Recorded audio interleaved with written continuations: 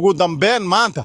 maxkamadda gobolka Banaadir waxay ku dhawaaqday xukunkii ama go'aankii ay ka gaarisay Sacdiye Macal Cali waxayna soo saartay in lagu waayay qodobka 200 maanta inay maxkamadda racfaanka gobolka Banaadir ay xorriyadeeda dib u celiso Sacdiye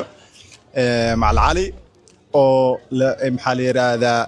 kiiskeeda uu ka socday maxkamadda racfaanka gobolka Banaadir maalmahan uu ka socday sida aad hore ula socotay maxkamadda gobolka Banaadir Sacdiye Macal Cali waxay ku riday xukun oo 3 sano gaarayo annaga iyo qareenadeedii ah iyo Sacdiye kuma aan qancin arrintaas waxaan ka qaadanay racfaanka waxaan marnay procedure-kii ama habraaci sharci tilmaamay waxaan nimid maxkamadda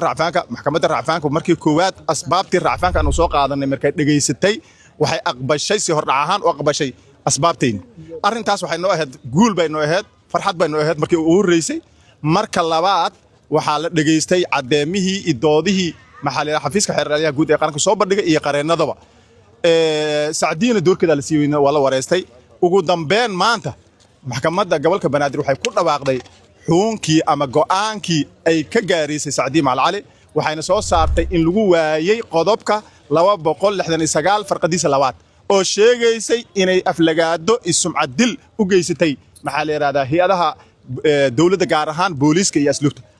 waxay maxkamaddu si cad u sheegtay wax aflagaada ah ama sumcad dil ah oo booliiska Soomaaliyeed ay u geysatay inay Sacdiye jirin waxaana loo celiyay xorriyadeedii waxaana la baabashay oo maxaa la yiraahdaa la jabiyay go'aankii ay wax soo saartay maxkamadda gobolka Banaadir annagu markii hore waxaan aaminsanaynay inay Sacdiye bari tahay inay Sacdiye